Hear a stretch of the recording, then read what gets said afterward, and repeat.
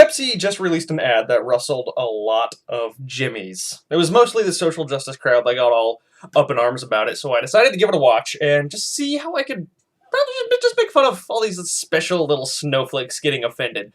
But I watched it, and actually, holy crap, it is bad. Like, really bad. It's the most egregious case of corporate propaganda that I think I've ever seen in my life. I really wouldn't be surprised if this was used for decades to come in mass marketing and media textbooks as the perfect example of what not to do. Unfortunately, it actually got taken down within 24 hours because Pepsi recognized that it was a disaster, but luckily, the internet doesn't forget anything, so let's watch this fucking train wreck.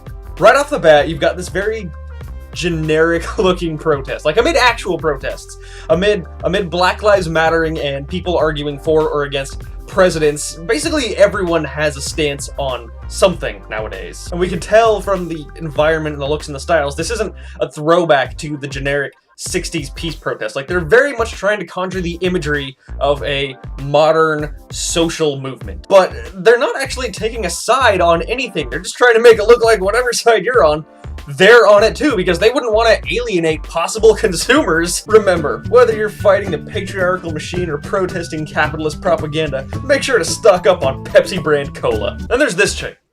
Famous, by the way, Kendall Jenner, if you didn't know. I didn't know. I had to look it up. Which means that this chick is her father, which means she was born into money and connections. Now, she's doing something else. She's in the middle of a photo shoot. She's being the star of her own rich person world when the sexy Asian guy comes up and gives her a little nod, so she casts aside her wig in some failed attempt at symbolism to go join the little people. Now, I can't help but wonder, what if this guy looked like an actual protester? What if he was an angry lesbian or a pimply-faced neckbeard? Would the sexy head nod still work?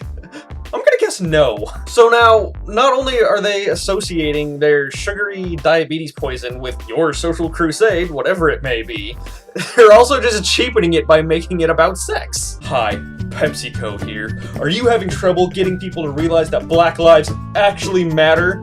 Well, just send them a little wink and a nod and they'll be on your side faster than you can say Martin Luther King Jr. She was in the middle of work and she just got up and ran. Like, does she even know what the protest was about? That's clearly not what she was there for that day. And what does that message send to girls? It's like, hey, as soon as the cute boy notices you, just drop whatever you're doing to pretend to care about whatever his passion is. Then you've got a random cut to this super diverse character who, by the way, looks like a fucking stalker or something. Like, photographers stopped decorating their apartments with pictures when the computer was invented. Apparently she can afford an $8,000 DSLR, but she can't buy a fucking MacBook Pro. Are you kidding me? And then she just runs off and joins the protest too, but we know she's not joining it. She's a photographer. Like, that's her job. She's trying to get pictures for a fucking BuzzFeed article or something. She's not actually there because she cares about the cause. She's just an opportunist trying to make money off of civil unrest, just like Pepsi is doing. It just shows that they have no fucking idea that this stuff is actually important to people. They think everyone's just doing it to be cool and trendy, which actually probably some people are. And then it's back to focusing on the most important person